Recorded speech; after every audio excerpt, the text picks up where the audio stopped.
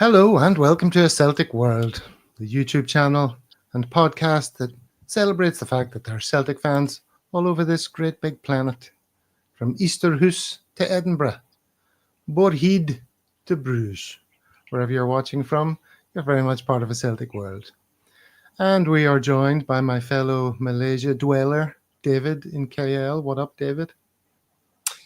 Delighted to be here, Gav. What a weekend. Can't wait to get into it. Hello to everybody in the comments. This one's going to be fun, I'm sure. I'm sure it'll be fun. What I'm less sure about is whether Stephen has decent internet today, because he failed to join us before kickoff time. But I see his face lurking backstage, so let's say hello to him. Stephen, are you receiving us? Off to a cracking start. Well, perhaps I will say hello to people in the comments and wait for that message to go through. Hello, everyone in the comments. Christophe, Monty giving his usual roll call there. Tam Mack, Craig Young, David Clarkson, 1888 CFC. How are you doing, everyone? So we'll give Stephen an opportunity to say hello to us to test his response time now. Hello, Gav. How are you doing? Oh, I'm doing very well. I see you have your Christmas tree up. There's a few seconds lag, I'm afraid, Stephen, to hear you. So Okay. whatever woes you were having backstage appear to be present. Shall we soldier on and see how we get on? Yeah, see how you go. If it's too bad, I'll just drop out. We'll have to get rid of you. All right, this is what we're going to be talking about, gents. First of all, we're going to talk around the game at the weekend because there were several events to discuss. Then we'll obviously go into the game itself, have a look at a few stills, pick apart some of the key moments, jog our memories.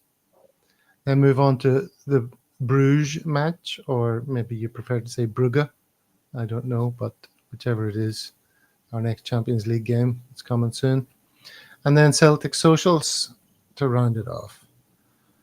All right, so without further ado, let me just pop on this thing to remind people, if they don't think it's pure pish what they're watching, feel free to subscribe. It's absolutely free. It doesn't cost you a penny. We will never charge for content. You know, nothing behind a paywall, David. That's pretty good, isn't it? No, but we might all chip in for some new internet for Steve. However, that might be something we do. Yes, in fact, we're going to start. You don't need to chip in already. Pay enough, but for some reason it's very shonky.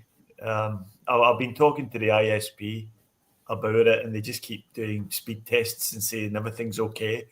And I'm like, well, I know everything's okay, but sometimes it's not. You know, Yeah. Do you know what I mean? So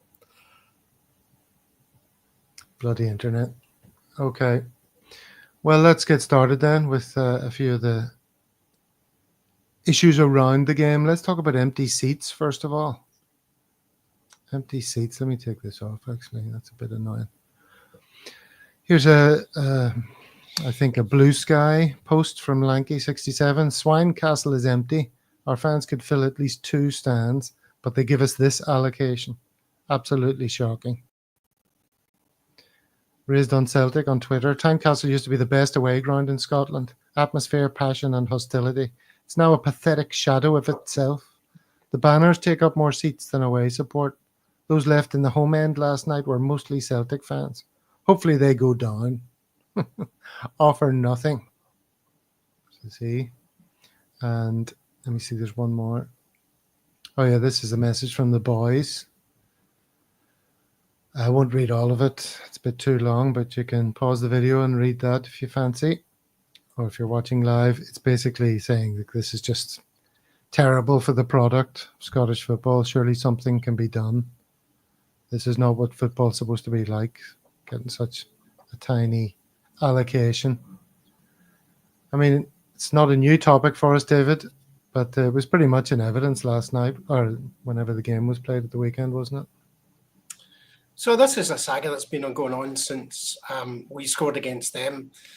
the Bigot Dome, and they took the huff and started cutting allocation. And not to be left out, other teams in Scotland decided to do the same. I think we were right to respond and reduce their allocation, but I think time has gone such that we need to address this because it's not good for Scottish football. I've asked the question many times, how can it be economically viable for these smaller teams to throw away the opportunity to have full stands? Maybe Hearts of the weekend because they've not been playing so good, and maybe that's their protests ongoing. But it's ridiculous. It's not a good advert for Scottish football. I think at some point something needs to be done. Definitely. Stephen, I'm sure you have feelings in this area. Yeah, I mean, I kind of come at it from a different point of view, though. I'm okay, really, with away teams trying to sell out their own ground as much as possible. And now, as many people have pointed out in the comments, Hearts is normally full. They do normally pack their own end. And if they were playing well, if they were charging on, I'm sure the stadium would have been full.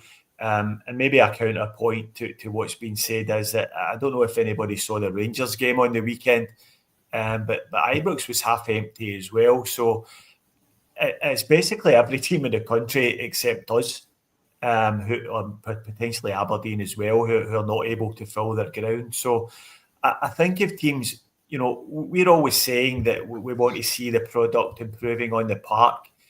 And I think if other teams are attempting to raise their revenue levels by trying to get new fans into the games, people who otherwise might not want to go to a game against Celtic or Rangers, then I don't think we can really complain too much. Now, I take the point it is bad when you see it on the TV and the ground's 2/3 empty with all the Celtic fans crammed into a small section. But I think, these teams will tell you, they would rather keep the empty seats and try and fill them with home fans, do what they can. And of course, St Johnstone have decided to abandon that plan.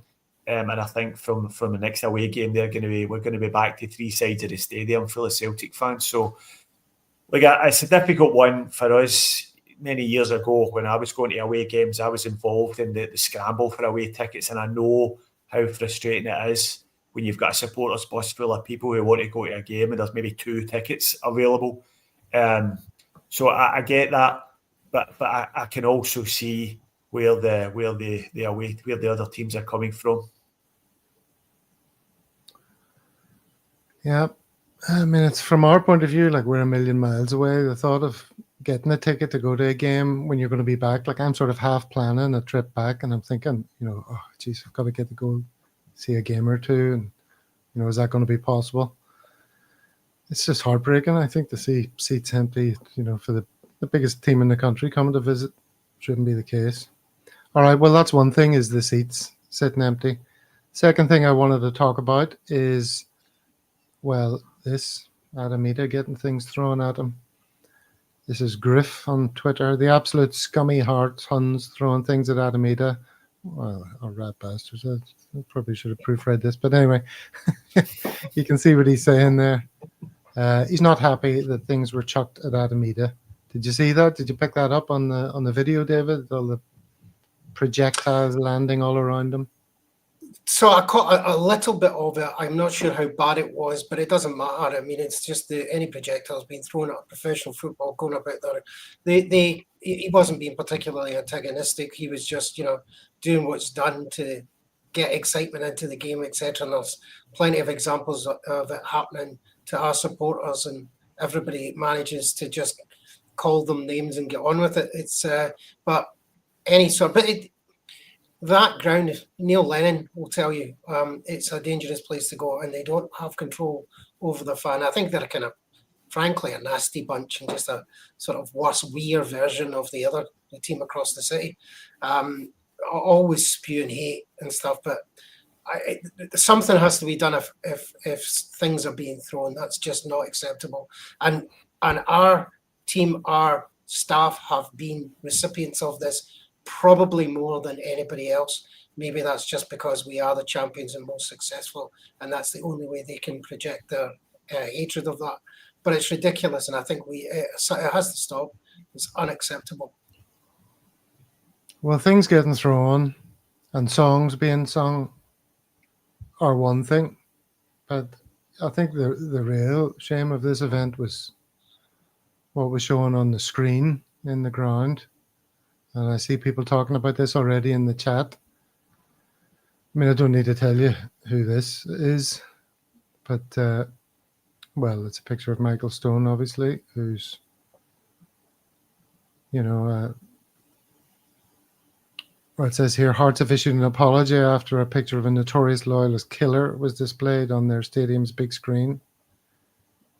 The Tynecastle club have launched an internal probe after the snap of UDA member Michael Stone was displayed during birthday messages before Saturday night's clash with Celtic.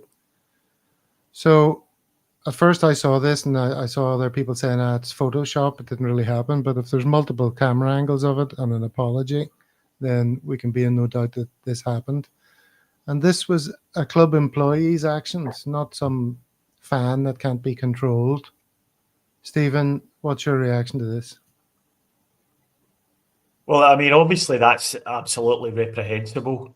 And something that Hearts really have to take responsibility for, and they also have to be held accountable for this by the SFA or the SPFL, whoever has jurisdiction. And given the history of that ground, given the succession of incidents that have happened when we've been there, from, as David mentions, from Neil Lennon getting attacked, from various players when the ball goes into a crowd, the crowd, you're essentially taking your life in your own hands, approaching them. The Adamida thing, I think probably down where he ran when he scored the goal, that's where the substitutes warm up mostly. And I think probably you can imagine the sort of things they were shouting at Adamida, being an Irish international and also being a person of colour. He ticks all the boxes for the loathsome scumbags that reside in Tynecastle to hate. So I'm sure they were giving him loads when he was warming up as a sub. And when he scores a goal, sticks it away. And he's got every right to run them up and say, come on now, give me abuse now. And, they just showed what they actually are by chucking things at him.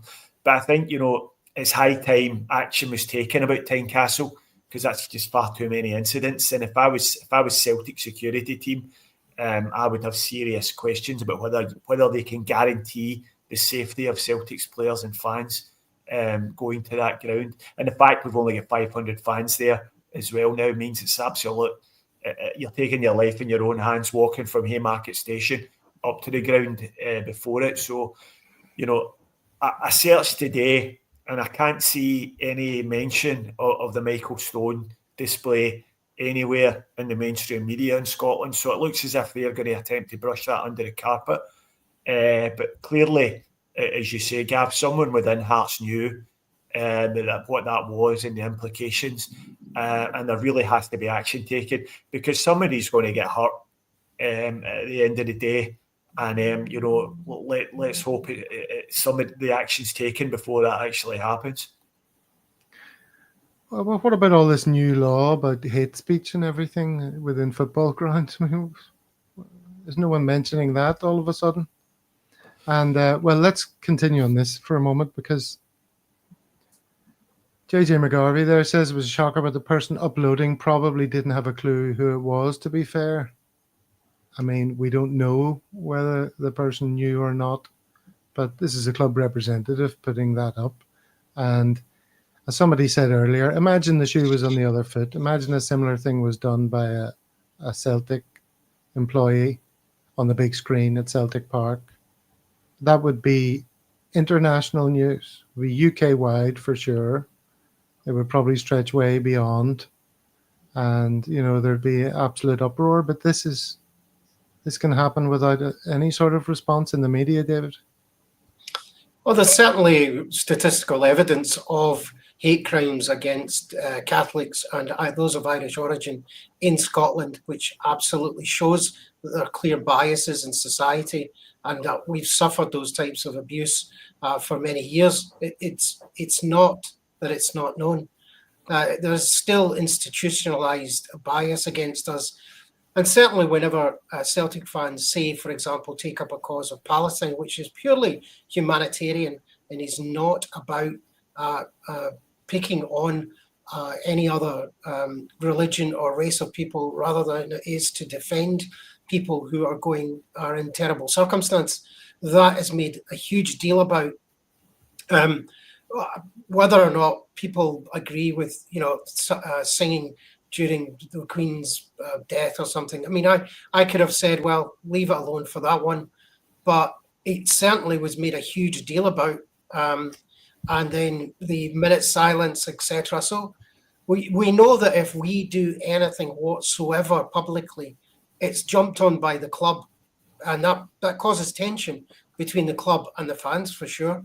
But I'm just not witnessing it anymore. So it is, as far as I can see, one rule for one and another for everybody else, because it's not jumped on, it's not dealt with.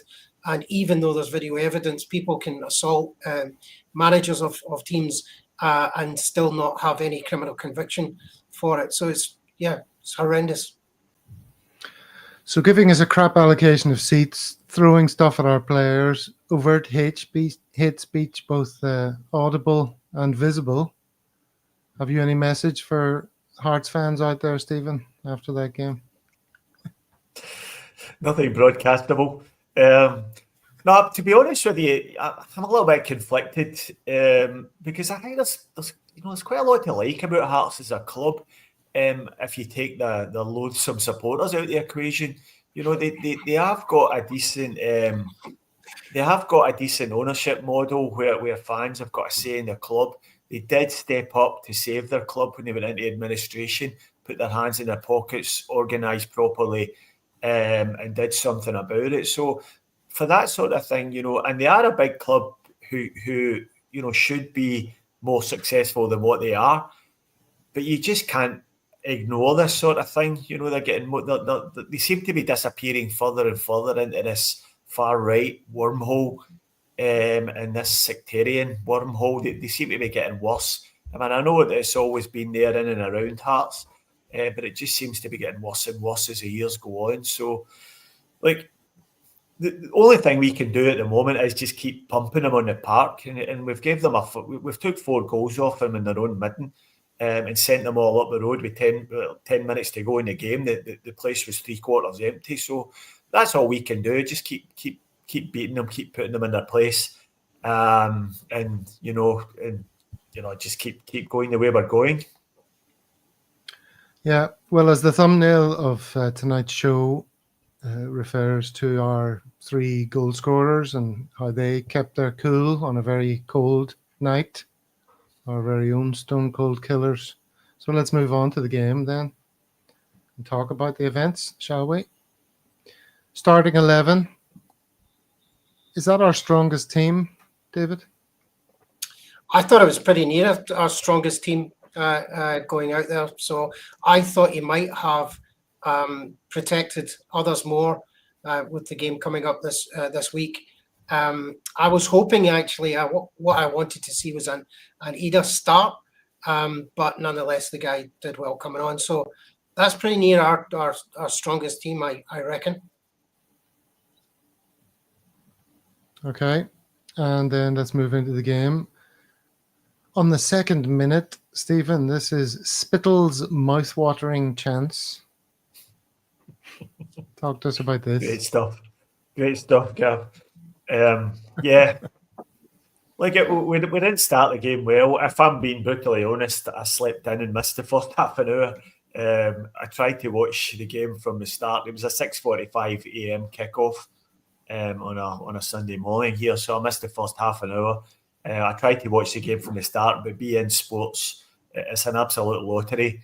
When you press the button that says watch from start, 50% of the time it just takes you to the live coverage anyway, which is what happened. So I've since watched it back, and with the comfort of knowing that we won the game comfortably, you can look at it through that prism and think that these chances were only half chances, and there wasn't much in it. We did, as Brendan says, we did do some good things in the first half of the game, but they did cause us some problems. and they did have a few chances, so that they could easily have scored a goal or two in the first half an hour of the game.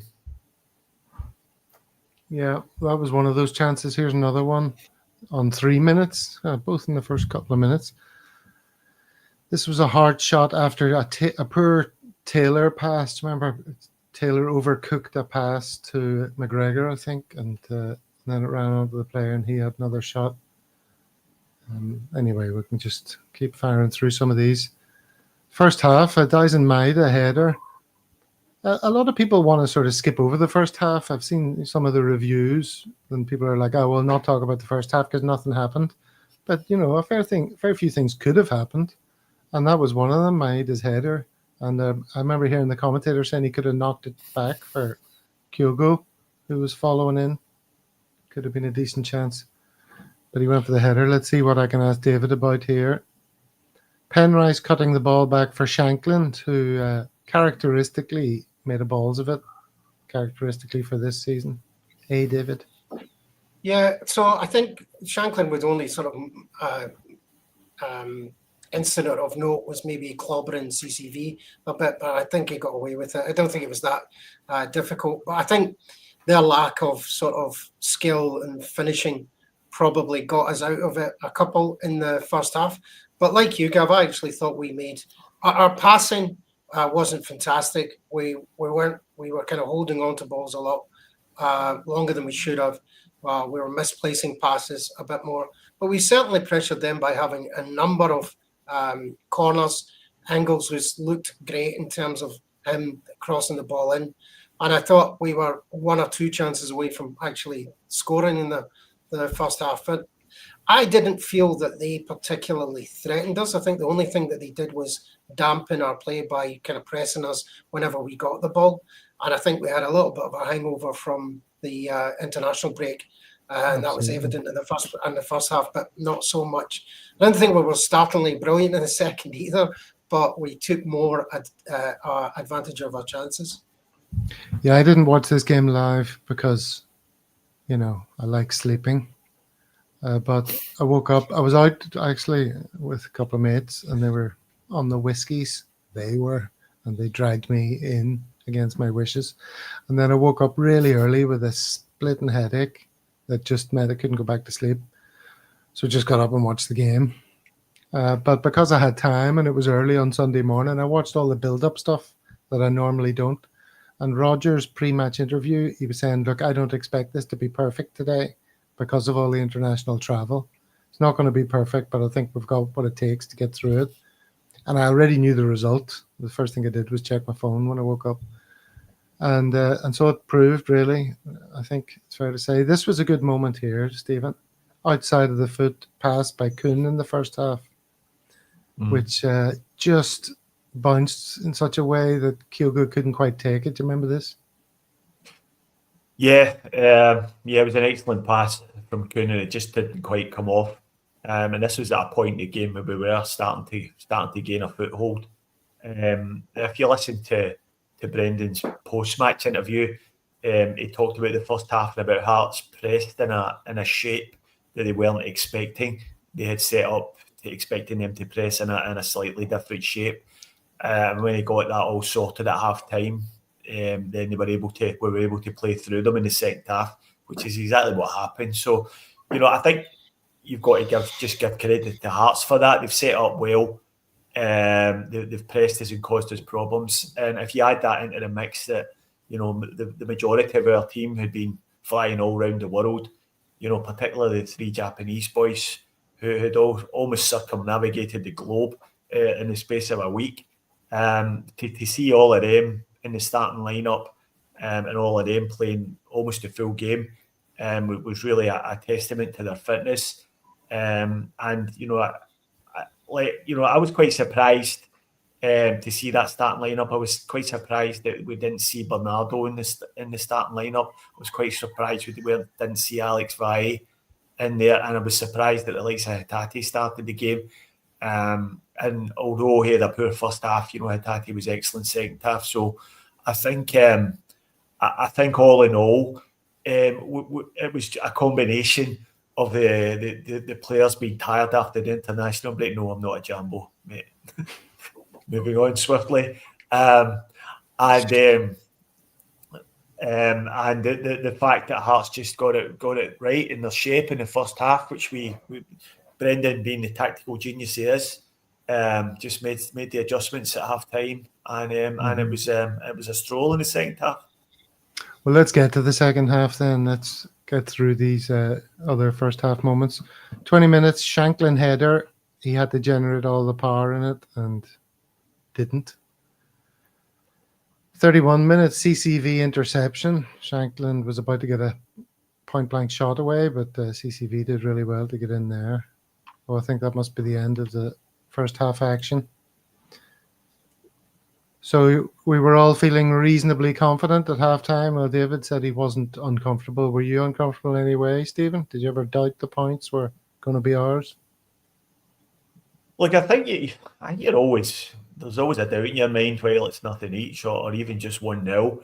And you know, I wouldn't say that I was 100% confident. But, you know, I was comfortable enough that we would get the chances and score a couple of goals in the second half. And that was the way it turned out, thankfully. Let's just say for the avoidance of doubt, I absolutely despise Hearts. Can we just put that? I was trying to tease that out of you earlier. I totally teed you up for that earlier on in the show. I thought you were going to give me some great quote. Way back in the day, when Tynecastle did sell out, I couldn't get a ticket for the away end at Tynecastle, and I ended up sitting in the main stand at Hearts and amongst their fans. And I can assure you, I've never experienced such sectarian bigotry in my whole life. Obviously, I've never sat in the Rangers end at Ibrox, but I can't imagine it would be any worse than that. And there was a guy, we obviously sat in our hands and didn't say anything. And there was a guy just a row in front of us along a bit, was doing the same thing.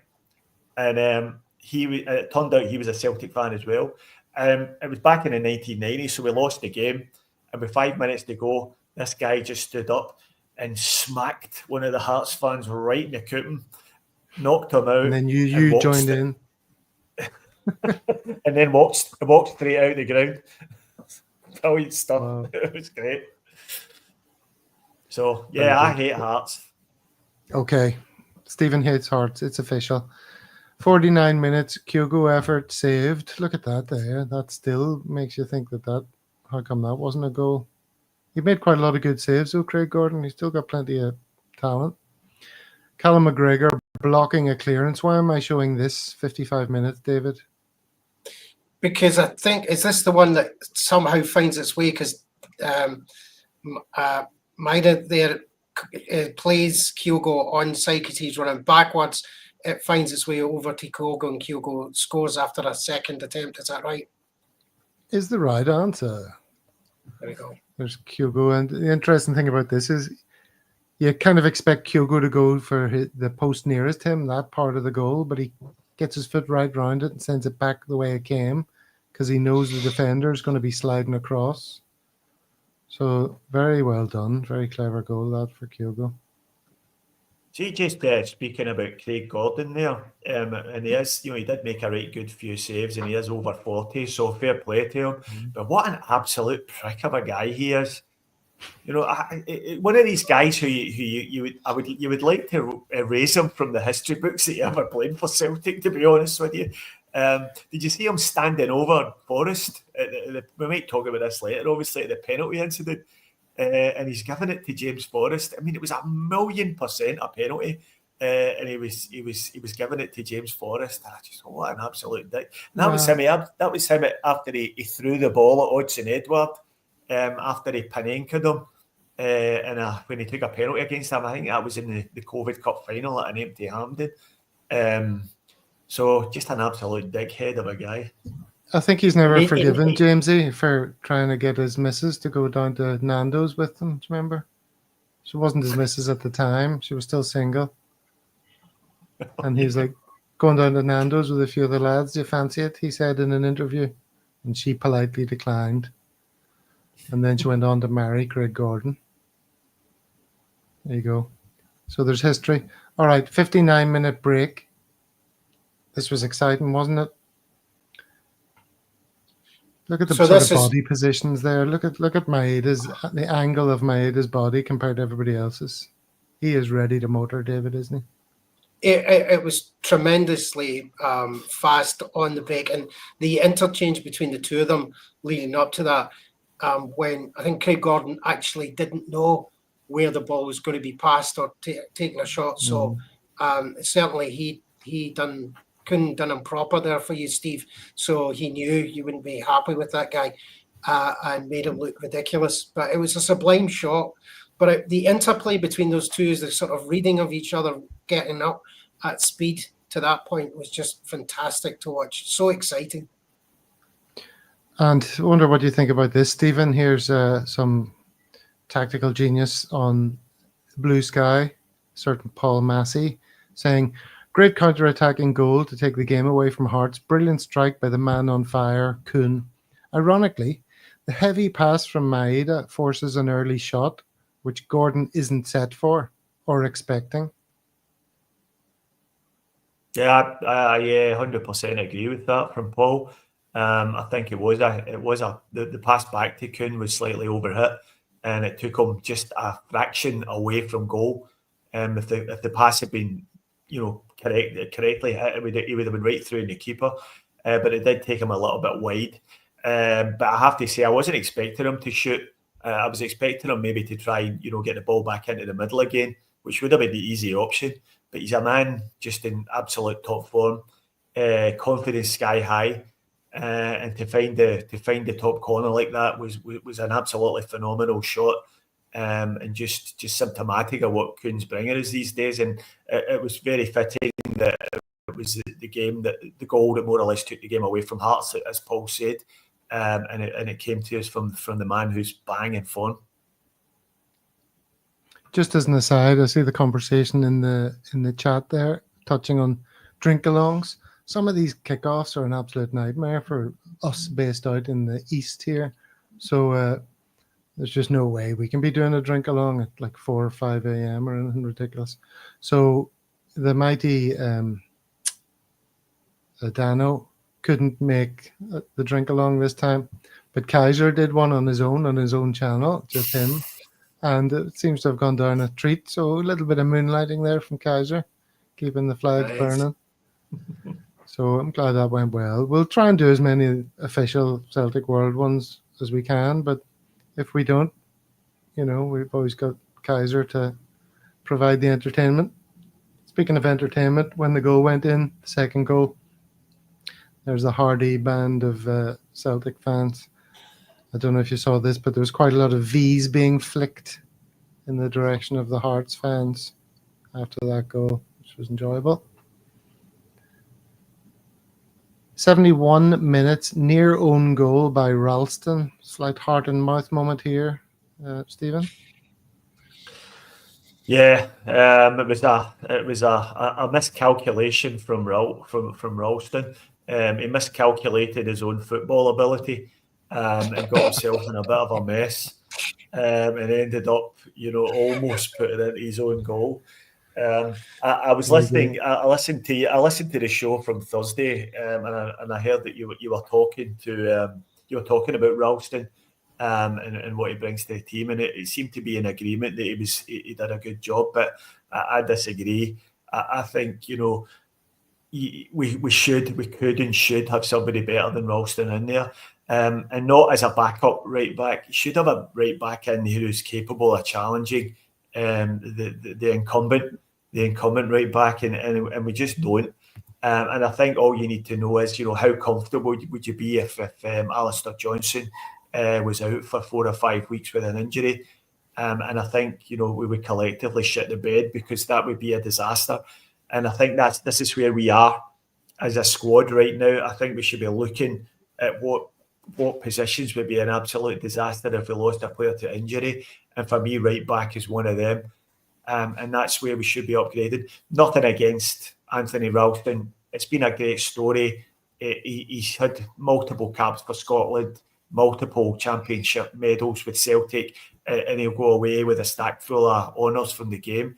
But I would like to see us upgrade in that position, if possible, in the January transfer window. Well, one position we did upgrade was centre of defence. Austin Trusty is doing a lot of things right. He did something a bit worrying here. Remember when he lost the ball in 75 minutes, but then he's the one who ran over and slid in front of Schmeichel to rectify the situation.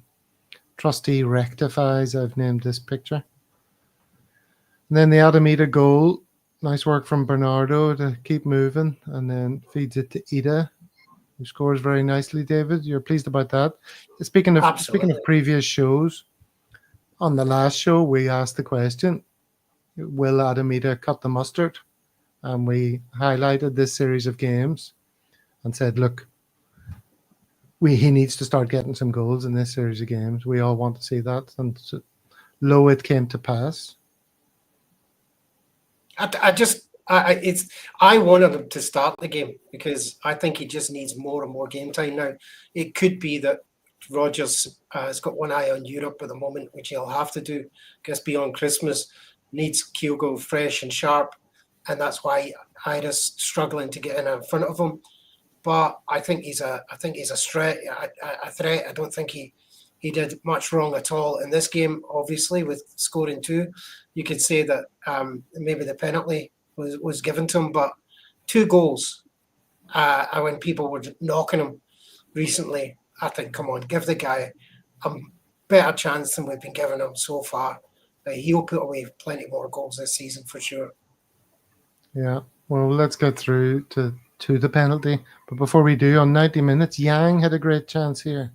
Yang denied, then Ida denied by the keeper. Yeah, these were really good saves by the aforementioned knob end, Craig Gordon. He produced a couple of really incredible. The one from Yang in particular was an incredible save. I think when Yang got that connection on the ball, he must have thought it was in. But Gordon managed to get something on it. So by that time, we were creating chances at will, and it was just a question of how many. But Ida, I agree with David. I think Ida's doing all right. I think his price tag is kind of weighing him down a little bit, but I don't think that should be the case. I think he's doing what's required of him. He's coming on in the last 20 minutes of games, and he's stretching defences and giving him a different type of problem to what Kyogo does. And again, I go back to it. If Kyogo were to get injured and miss a few weeks, I think we'd be okay with Ida starting games. And I think if he did get a run of games, he would show us what he's really worth. But at the moment, Kyogo's obviously the number 1 striker, and he has to just make do with time off the bench. I'm just conscious of how high up I am compared to you, Stephen. You want to tilt your camera down a wee bit, reduce the headspace. I feel like I want to sink down into my chair. All right, here's the penalty incident. Don't think there can be any disputing that. There's a picture of the point of contact showing James's rounded buttocks off very nicely there, David. Point of contact, but also he lands on his foot as well. It could do him serious damage. His studs were up, so there was no question that this was a penalty, and thankfully Jamesy wasn't injured in this. And look at speaking of, I just mentioned rounded buttocks, but look at the bulge in the net here. That shows you where the ball went. What a cracking penalty, Stephen? Yeah, great penalty. He's hit it really hard and accurate, and he's hit it into the side, the inside of the side netting of the goal. And when you get it into that spot in the goal, there's no one saving that. And you can see from that picture, it also shows you that Gordon had chose right. He guessed the right side, and he'd made a full length dive, but still couldn't get anything on it. So that just underlines how good a strike it was from the penalty spot. And I think we're really fortunate now that we've got 2 really good penalty takers in the team. For the last few years, we've really struggled in that area, but with Engels and with Ida, I think we're well set for penalty takers. Yes, Monty. So the do you not miss the days of people fanning around and doing the wee dancey run up and then getting no power in the shot? Do you remember those dark days where we couldn't score a penalty for love nor money, and there was nobody just picking a corner and running up and fucking smacking it? And now when we have Palmer was taking them, that can do that. Yeah, Lewis Palmer was the chief offender for those ones, and he never scored. It was just terrible to watch. Like a lot of players do that. A lot of players use that technique from the spot, and if you're good at it, you've got to be good at reading the goalkeeper. Though you've got to be good at. That's what you do when you make that run up towards the ball. You're reading which way the goalkeeper's going to go, and then you just stick it into the other side. But Palmer just clearly wasn't very good at it. Oh dear. That's not the comment I meant to put up. They're moving too fast for me. Just where the hell did that one go? That's the one. Coming thick and fast. Careful what you say. We're still talking about bulges. All right. Let's quickly get through this then. We're a bit behind on time. There's Adamita's one fan among the employees of Hearts. Did you see that photograph? It's pretty good. Yeah, that's a good one. And then that brings us on to Adamita. We're talking about how well he's doing. Here's inside the SPFL, given some of his stats. Yeah, I'm not interested in writing him off like some people are. I think he's a fine option, and I think he'll get better. Are we in agreement on that? Ian's 100%. A bit down on him. Ian was saying he didn't think he had done well up until prior to this game. I thought he'd done fine. And, if he can bang in a few more in this next sequence of games, those concerns should be slightly lifted, one would think. Yeah, I think he scored enough goals. I think his contributions will be good when he's come on to games. I think the issue is when he started, he hasn't been great. But I think I don't have any issues. I think he'll definitely come good, and eventually he will start games between now and Christmas. I think Rodgers has been quite clear about that. We're essentially playing twice a week between now and the turn of the year, so without a shadow of a doubt, he'll start games. Maybe against we've got a home game against Ross County coming up. I think next weekend, and he may well start there. And I think Rodgers has got confidence in him. And I think that's the crucial thing. You mentioned this before, Rodgers' tactical masterclass. A little tweak from Rodgers at halftime, moving Hatate in with McGregor, highlights how out on his own he is in his coaching ability in Scotland. With his bench, it would have been easy to make a sub, but he identified the problem, fixed it, had the game won before he needed a sub. And Rio Hatate, who was getting pelters in the first half, then had a very influential second half and was man of the match, I think, was he, officially? David? Yep. Yeah, I think just that tactical change where Rodgers sort of made him, he seemed misplaced a lot of the first half, etc. So I think just moving him into a position where he could add credibility to his game and others was just ideal, wasn't it? And then was instrumental in a lot of the movement off the ball and allowing chances to happen. So, yeah. Do you think it's time for us to remind ourselves of the Rio Hatate song, Celtic Karaoke? Yes. Stephen, do you recall what band was used as the inspiration for the Hatate song? I don't remember this one. I'll be honest with you, Gav, I don't remember it. If I told you it was called Don't You Want Hatate, would that ring a bell? Okay. Yeah, the Human League. The Human League. So this is one from the vault. Some of the lyrics in it are a little bit dated, as you'll tell. And I would like to remind everyone it's called Celtic Karaoke because you're not expected to hear quality vocals you give the singer a break because it's karaoke.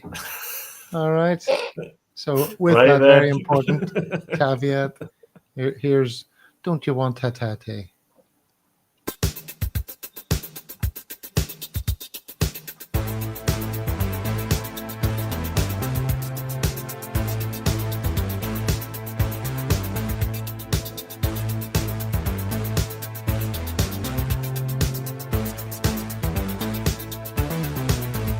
After military service, he played for Frontier. When we signed him, he looked around at Parkhead and at Lennoxtown, happy to become a Tim. Didn't take a long time here to make his mark in his midfield role. Scored a wonder thunderbolt to go to break the hearts, and 2 against the young Sevco. 3, oh Hatate, more kicks and flicks and tricks than any black belt in karate. Oh Hatate, set for pulses racing like a quadruple strength latte. We all get frightened when he goes down to Brighton. We got him for some yen, now he's worth tens of millions. He's real Hatate, Hatate Rio. He's real Hatate, Hatate Rio.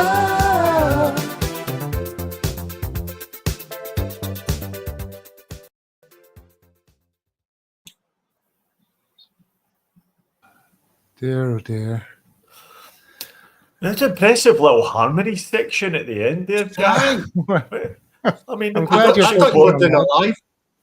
the production qualities is really increasing. I have to take my hat off to you. Well, that's an oldie. So I Yeah. think I'm adding more videos now instead of stills. But yeah, that was. Some of them sound good at the time, and then when you look back at them, you're like, "Oh, Jesus!" Well, we all Well, we all sound good in front of the bathroom mirror, Gav. what was I thinking? It's spoiler alert, we're not. Oh, Jesus! Right, that was it. Okay, so we've done that. Now we better move it on then to the Champions League. If we still have any viewers. Do we still have any viewers? Oh, a few have stayed. We were hemorrhaging them at a terrible rate during that. All right. Bruges then.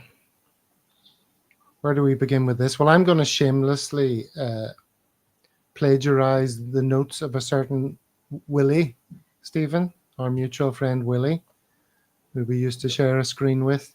He put up a whole bunch of, what do you call them on Blue Sky? Posts on Blue Sky. A whole bunch of BS.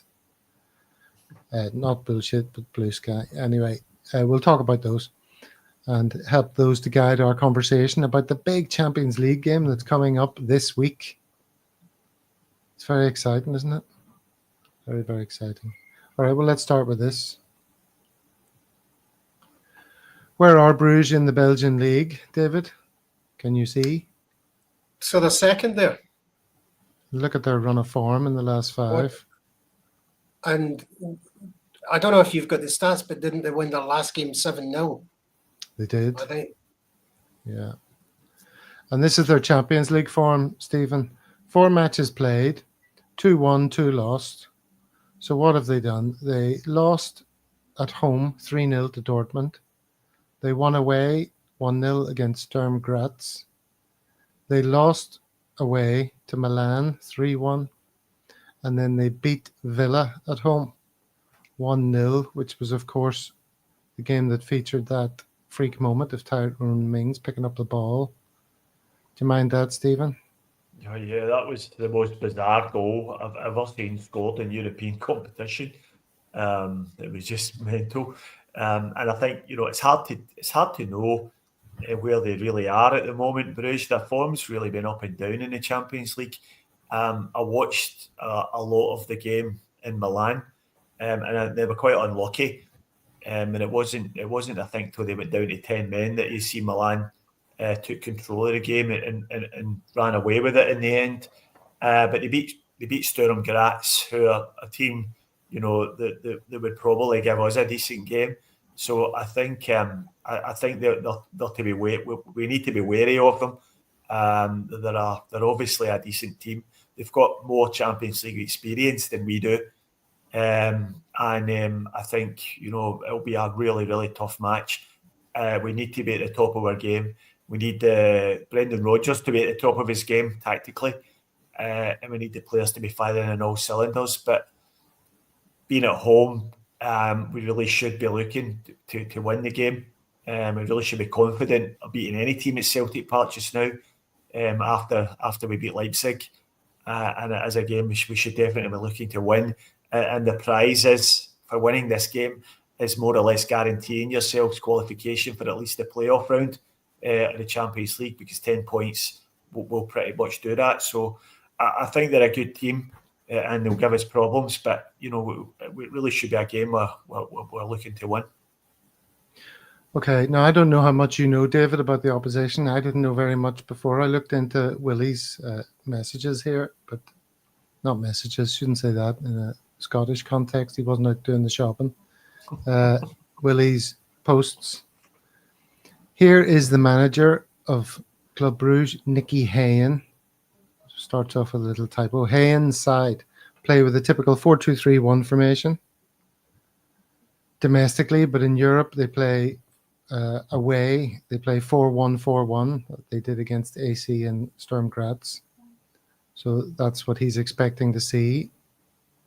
They play a short passing game and control the match from their own half, inviting teams on and exploiting space without short passes during transition from defense to attack. The pivot / double pivot key to those transitions.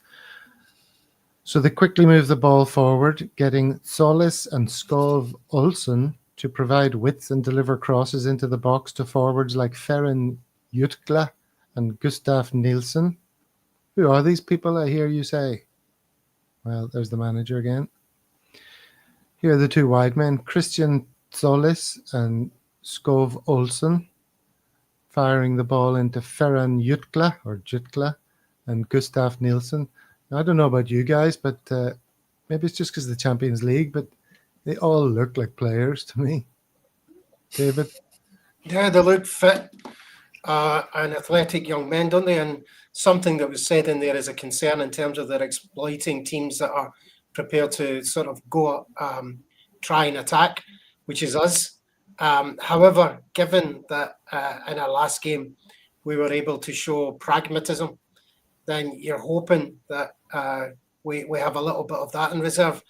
What I'd like to see is you've got these obviously athletic players, you've obviously got the experience from this team, but I wouldn't want that to overwhelm us.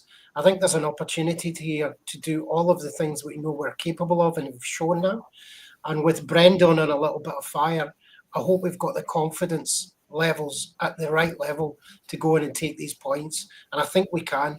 And all of those stats, I'm absolutely certain they've all worked through and have understood who's coming to play against us. So I'm kind of cautiously, excitedly optimistic that we can do this. Okay, let's carry on then with Willie's. I'm not too sure about that. I see some Square Sausage Mix saying that Solis isn't in the squad. Don't honestly know if that's the case or not, but let's carry on. Their defensive style, they're like Atalanta. They use a man-marking style. They maintain a compact shape, making it difficult for opposition to find space between the lines. Ardon Jashari, Swiss international midfielder. He excels playing progressive passes and has impressive vision. He's averaging 6.02 defensive duels per 90 minutes.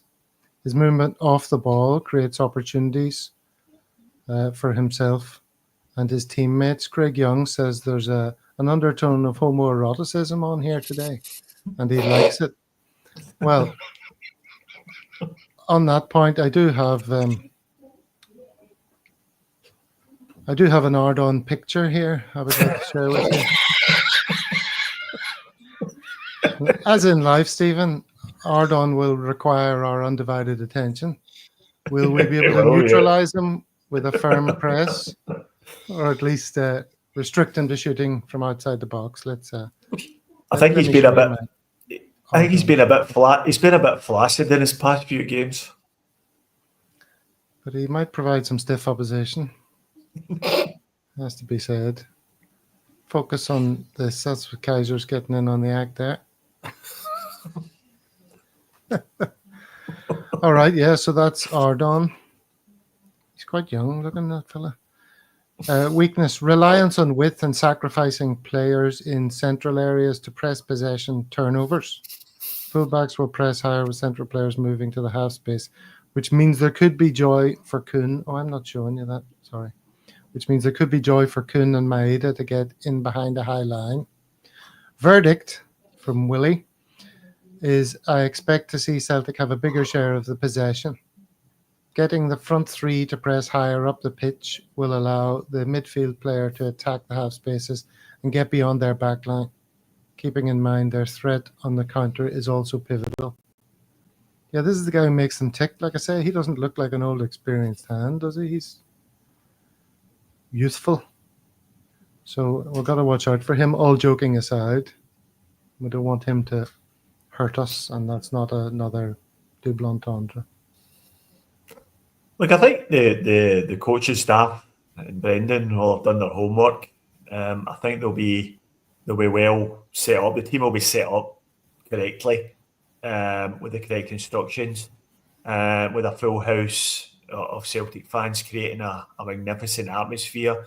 I think the Leipzig players mentioned about how much it affected them, and I think the same thing could happen against Bruges. I expect us to have periods in the game where we need to defend, and we look capable of doing that now.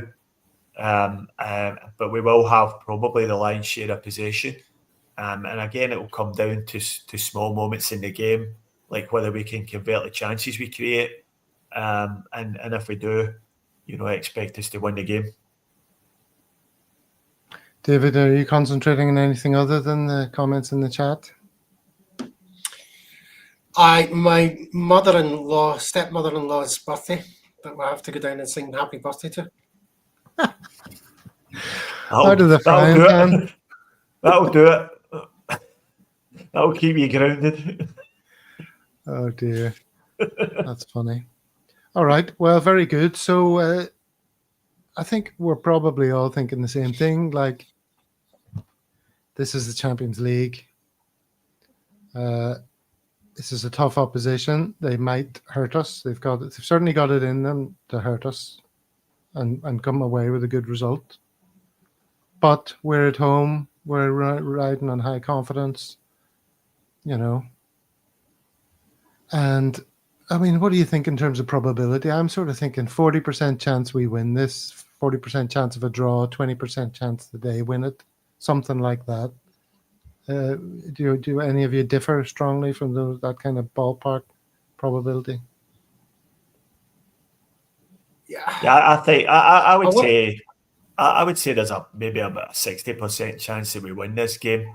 I think that's what I think we obviously there are variables that you can't control, like players making mistakes and stuff like that, people getting injured, whatever.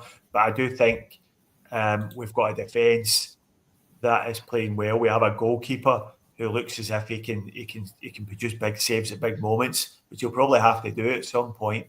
And I think that'll be the difference for us. I'm 100% sure we'll create chances, and that's all you can do: create chances and defend well, and just hope that in the moment you put the chances away. And I think with a big crowd behind us, I think we'll do that. So I would say 60% chance that we win this game, and get away with 10 points by the end of the week, which is a superb position to be in for us when you consider how we were all looking at the Champions League campaign after the hammering we got off Dortmund. But I think the team have to get massive kudos for bouncing back from that and putting it behind us. and showing it that it was just a one-off. Fantastic. Well, everyone's very excited about it. I'm looking forward to it. Great deal. I'm sure you all are. 4 o'clock in the morning for us, David? 6 o'clock for you, Stephen? No, it's 7 o'clock for me. Oh, so you're 3 hours. That's a beauty, 7.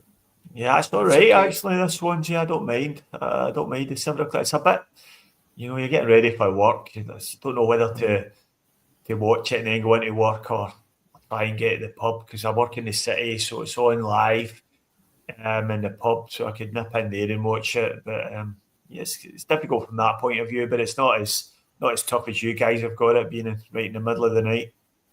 Oh, it's brutal. What are your plans for watching it, David? Get up and watch it on your sofa? Yeah, I'll just watch it in the house, because Paddy, who runs the bar that we usually watch things in, is in South Africa. So he's the only one daft enough to open up the pub and let me come across the street and watch it upstairs. So I'll be watching the house for me with a cup of tea. Brilliant. Okay. Let's move it on then. We're over the hour already. This is a post from Neil Rafferty. I'm greatly enjoying the recurring instances. I'll say that again. I'm greatly enjoying the recurring instances at the moment of various Rangers podcasters opening with I'm not angry anymore. I've moved beyond that line.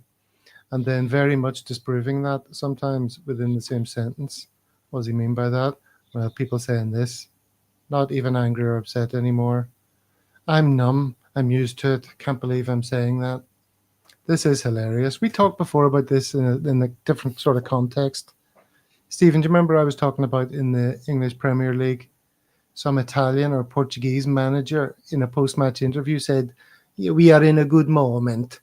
And then every other manager started saying, oh, yeah, we're in a good moment, English-speaking managers. And that's not something we would ever normally say. Anyway, this is another one of those things where someone has made this point, someone somewhere has said, I'm not even angry anymore, I'm just numb or something.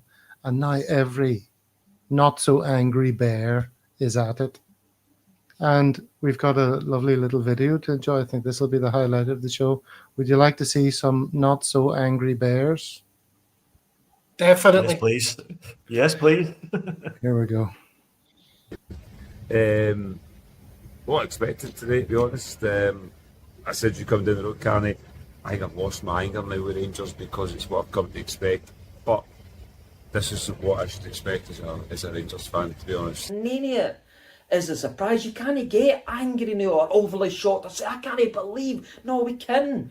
I'm not the same angry I would be normally after Rangers loss, because it just feels like, this is what happens now. This is what we are. This is what we do. I'm just numb, mate. I'm just numb. It's like, of course I was very disappointed yesterday, but I wasn't even angry. It's just expected now. There's no even an ounce of anger in me anymore. I've not got any. I'm just fed up, We just know what to expect now. You're beyond even being pissed off with it now. It's just, unfortunately, expected. And it was angry at points and there was those boos, but it felt like a tired atmosphere today. Is that fair? I think people are almost beyond the angry stage now. It's not a case of they want to shout and scream. I'm not shocked. I'm standing here again, not shocked. I've lost the anger. It's what we are. Which I really hate. No. It's what we are. It's present football. And I hate saying it. Hey. They're not even angry. How can a man say that they're not angry when they clearly are very angry? You've got to love that. It's just one of the stages of grief, isn't it? They're just at the sort of acceptance stage or something like that. And they're just they clearly are angry, but they're just trying to downplay their anger by claiming that they're not angry. It's almost as if you can't hurt us anymore because we're not angry. Well, we don't care. But you do care. You absolutely do care, and you are all absolutely spewing, and it's absolutely marvellous. It really is. See that wee guy Steely as well? Who's he? And why does anybody pay attention to anything he says? The wee guy with a lisp. Yeah, well, he's a wee idiot, you know. Yes, correct. He's far right as well, and you know, he's ridiculous. But no, I think it is. I think, as Mark Nisbet here says, you can only be angry for so long before it transforms into something else, you know. That anger just gives way to hopelessness. Because this manager, by right, should have been gone ages ago. And, you know, managers have been sacked for a lot less over there. But they've made a deal with him that, like, he's not going to lose his job anytime soon, or certainly that's what's happened up until this point. And, you know, he could see it through the season, just there very much managed decline, having to live within their means. And it's just completely unacceptable to them. And glorious to watch, David. They're skint. They've been skint forever. They've been believing in the tooth fairy and magic billionaires coming out of thin air for years and years and years. And now I think it's the truth of it all. I don't think it's so much about the manager who they're going to have to put up with, because there was supposed to be a board meeting. That never took place, and he's staying, which is great. I think it's just the realisation that they are skint. They aren't really that big a deal anywhere, even in Scotland, and haven't been for a very long time. So it's, what can you do about it? Stay angry?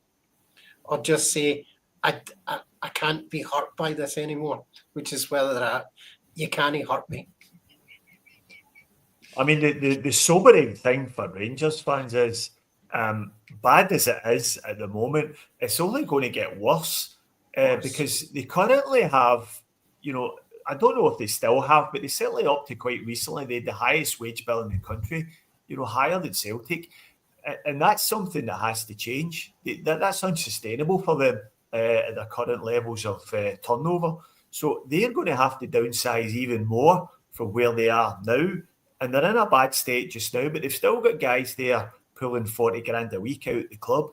And those guys are going to have to go. So your high earners like Jack Butland, he's going to be on his way out. Obviously, the captain disappointed is on his way out as well. And you know, like him or loathe him, he's been very important to them over the past few seasons. And whoever comes after him's not going to be as good a player as him. So bad as it is just now, the only way is down for these guys, and I think that's what's getting them. That's what's getting them the most. There is no light at the end of the tunnel for them. Yes, they are truly screwed for potentially a decade. And it's the fact that they're going to drop and keep dropping, because there's no safety net. They're not on their way down. They're going to hit a trampoline and bounce back up again. You know, they're in serious. Yeah, like as Kaiser says, they might start facing the reality of, like, not just coming second. Coming second is intolerable to their fan base, but, you know, they could soon look back on the days when they finished second as the good old days, when they're absolute mid-table mediocrity or worse. I mean, what a great weekend. It's been fantastic.